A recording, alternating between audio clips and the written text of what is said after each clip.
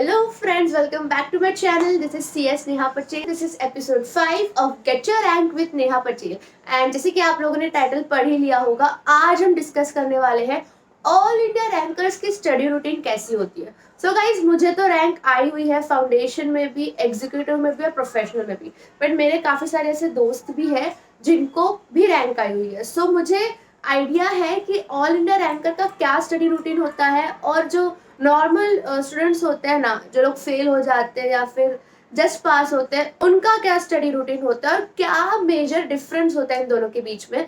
सो हम वही इस वीडियो में देखने वाले हैं ताकि हमें समझ में आए कि हम कहाँ लैक कर रहे हैं. ठीक है, so without wasting any time let's get started. But guys, सबसे पहले मैं आपको बता दूं कि अनअकैडमी अपने शिखर बैच के साथ लॉन्च हुआ है, जिसमें CS एग्जीक्यूटिव एस्पिरेंट्स 2 के लिए पढ़ाई स्टार्ट होने वाली है. ठीक है, ये जो शिखर बैच है वो 19 जनवरी से स्टार्ट होने वाला है.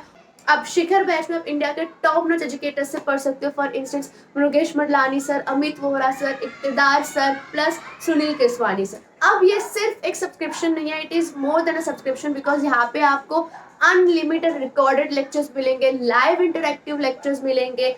Every fourth session will be a doubt solving session. यहाँ पे आप मॉक टेस्ट प्रैक्टिस कर सकते हो. मल्टीपल एजुकेटर्स और मल्टीपल सब्जेक्ट्स होंगे. So what are you waiting for यार, गो ग्रैब द सब्सक्रिप्शन. एंड इसकी जो प्राइसिंग डिटेल्स है वो मैं स्क्रीन पर शेयर कर देती हूँ.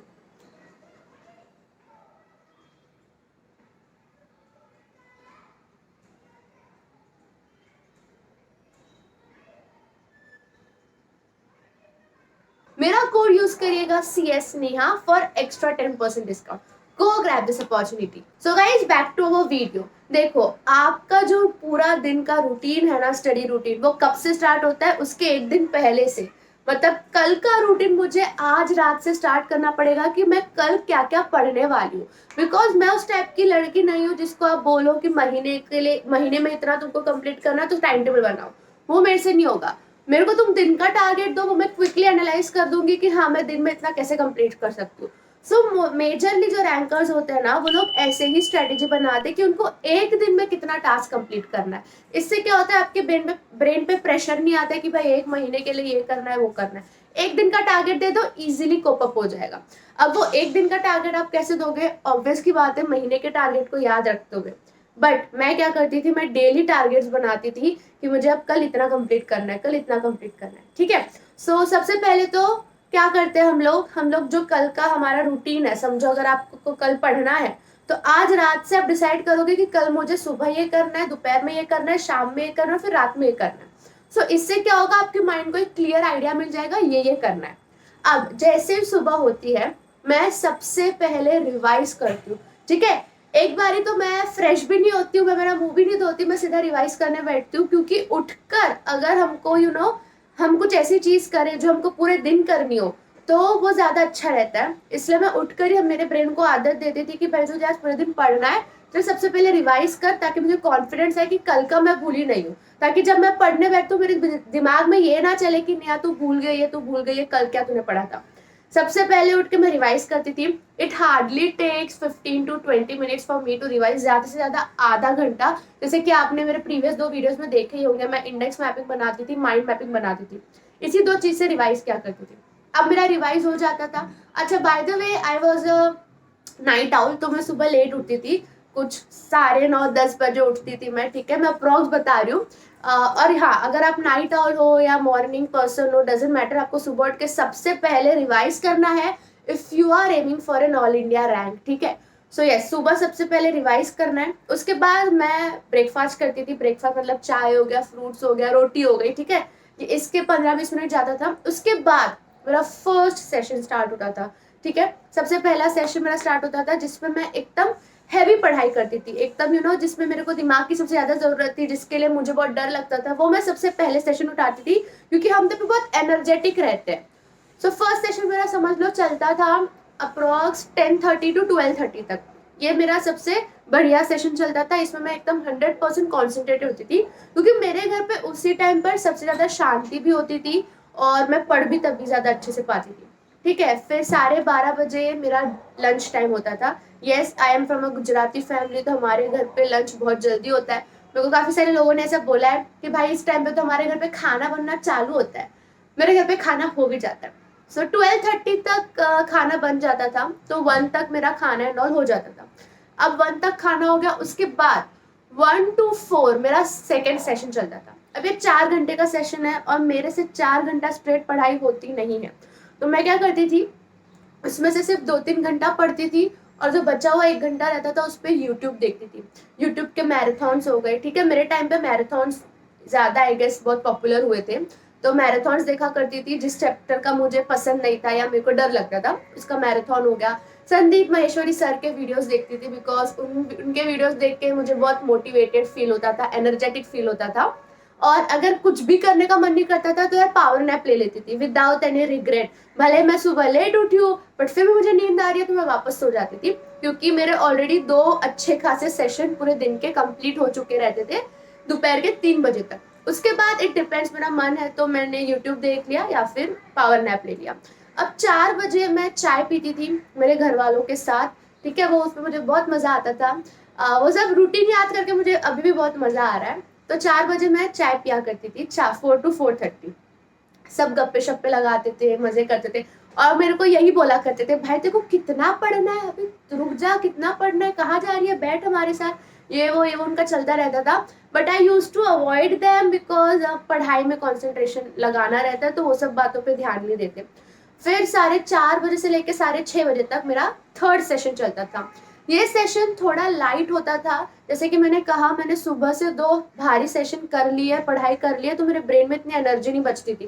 थोड़ा चाय पी के एनर्जी आया वही, बाकी तो पूरी मैं डाउन हो जाती थी। इसलिए एकदम हल्का सा रूप, मतलब कुछ एकदम हल्का सब्जेक्ट हो गया, जैसे तुम्हारे में EBCL है, मेरे में ECL हुआ करता था, फिर ILGL जो तुम्हारे में JIGL है, वो मेरे लिए एकदम लाइट सब्जेक्ट्स होते थे, MCQ वाले, वो मैं कर लेती थी। और फिर 6:30 को मैं जाती थी गार्डन। गार्डन जाना मुझे बहुत पसंद था, क्योंकि वो मेरा एनर्जी रिटेनर बोल सकते हो या एनर्जी गेनर टाइप पार्ट था, जिसमें मैं अकेले जाती थी, कुछ फ़ोन वगैरह नहीं, ठीक है, वॉकिंग जाती थी, और कभी थक गई तो मैं स्कूटी लेके जाती थी, गार्डन जाती थी और बस वहाँ पे बैठती थी और अपने आप से ही बोलती थी कि मैं कितनी लकी हूँ कि मैं ये पेपर दे पा रही हूँ, मैं कितनी लकी हूँ कि मैं 100% अपना पढ़ाई कर पा रही हूँ, क्योंकि कितने सारे लोग हैं अभी हॉस्पिटल में जो प्रे कर रहे इस लाइफ के लिए, और वो लाइफ मेरे पास अभी है। सो ये कोई छोटी चीज़ नहीं है, राइट, ये बहुत बड़ी चीज़ है कि मुझे कुछ चीज़ चाहिए और चीज़ के लिए मैं मेहनत कर पा रही हूँ। So thank you God for all this opportunity. मैं बस वहाँ पे बैठ के ग्रेटिट्यूड फील करती थी और भगवान को थैंक यू बोलती थी, और बस अपने आसपास नोटिस करती थी कि सब कितने खुश हैं।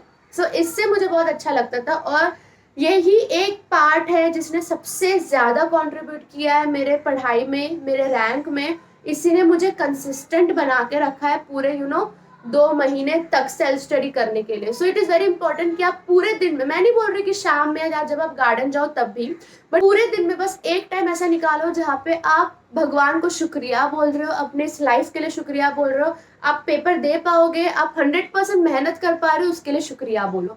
और ये मस्ट है, ऐसा करना चालू कर दो आज ही से, इसके रिजल्ट्स आपको तुरंत मिल जाएंगे, ठीक है।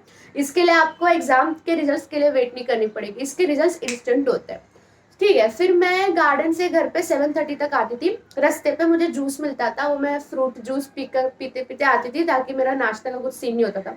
घर 7:30 को आती थी। 7:30 to 8:30 मेरा 4th सेशन हुआ।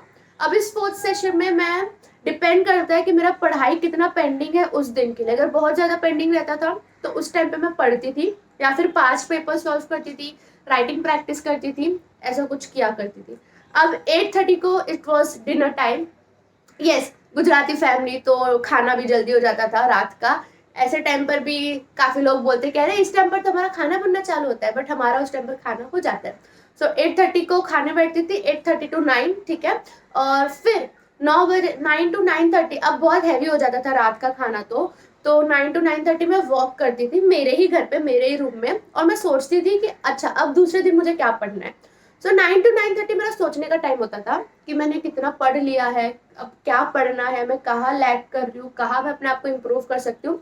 ये डेली होता था। इससे हमें डेली हम अपडेटेड रहते कि हमारे इसमें रूटीन में क्या गड़बड़ी चल रही है। 9:30 to 11 मेरा 5th सेशन होता था। 5th सेशन में डिपेंड करता है वही कि मेरा कितना पढ़ना पेंडिंग है। बहुत पढ़ना पेंडिंग रहता था तो मैं उस टाइम पर पढ़ती थी, या फिर माइंड मैप्स हो गए, इंडेक्स मैपिंग हो गई, वो बनाती थी जो भी मैंने पढ़ा उसका आज के दिन। ठीक है, उस टाइम पर क्योंकि पता नहीं मेरे बॉडी को आदत हो गई थी, ब्रेन को आदत हो गई थी उस टाइम पर इंडेक्स मैपिंग, माइंड मैपिंग ये सब बनाने की। तो मैं उस टाइम पर वो सब बनाती थी, या तो कुछ सब्जेक्ट हो गया वो पढ़ती थी ऑब्वियसली। अब 11 बजे मेरे घर पे सब सो जाते थे। ठीक है, ये हमेशा का रूटीन होता था, 11 बजे तक तो सब सो ही जाते थे। ऐसा बोल सकते हो 10:30 तक ही सो जाते थे, बट मैं 11 पकड़ती थी, कभी कभी 11 हो जाता था। सोने के बाद पूरा घर बहुत शांति, मतलब ना पूरे घर में बहुत पीस हो जाता था, जिसकी मुझे बहुत ज़रूरत होती थी। मुझे थोड़ा सा भी आवाज़ होता है ना, मैं बहुत डिस्टर्ब हो जाती हूँ। वीडियो बनाते टाइम में मुझे थोड़ा सा भी कहीं से आवाज़ आता है, मुझे बिल्कुल पसंद नहीं। मेरा ब्रेन बहुत डिस्ट्रैक्ट हो जाता है, इसलिए मेरे को बस शांति चाहिए होती है। तो रात को वो शांति मुझे मिलती थी क्योंकि सब सो जाते थे और पूरा हॉल खाली होता था। और मेरा हॉल क्या था, थोड़ा स्पेशियस होता था, तो मैं हॉल में पढ़ती थी रात में, रूम में नहीं पढ़ती थी। तो मैं, क्योंकि मैंने मम्मी हॉल में सोती थी, मैंने मम्मी को बोला मम्मी इस 2 महीने तो रूम में सोएगी क्योंकि मुझे हॉल में पढ़ना है। तो हॉल में पढ़ती थी मैं, मेरे बालकनी में, कभी रात को, अब डिपेंड करता है 11 बजे से 3 बजे, 11 बजे से 2 बजे, 11 बजे से 4 बजे, इट टोटली डिपेंड्स। मैंने कभी टाइम नहीं देखा है पढ़ते टाइम, मुझे आपको बताना है इसलिए मैं सब याद कर रही हूँ कि क्या क्या टाइमिंग होता था। ठीक है, डिपेंड करता है, रात को बहुत मन कर गया तो बहुत पढ़ती थी, वरना ठीक है सो जाती थी जल्दी। बट रात का मेरा जो सेशन था वो 6th सेशन होता था। तो दिन में कितने सब्जेक्ट रिवाइज हो गए, 6 सब्जेक्ट। 6 सब्जेक्ट मैंने पढ़े और कितना इजीली हो गया ना। और सुबह जो रिवाइज होता है उसमें आप समझ लो 2-3 सब्जेक्ट तो रिवाइज हो ही जाता है। तो पूरे दिन में मेरे 8-9 सब्जेक्ट, प्रोफेशनल में 9 होते हैं, एग्जीक्यूटिव में तुमको 8 है, 8-9 सब्जेक्ट तो मेरे पूरे दिन में पढ़कर हो जाते थे। और लोगों को ऐसा लगता था 2 सब्जेक्ट भी दिन में कैसे पढ़े, 3 भी कैसे पढ़े। अरे दिन में 8-9 हो सकते, तुम कोशिश तो करो, तुम टाइम टेबल तो बनाओ। और यही इफेक्टिव स्टडी होती है।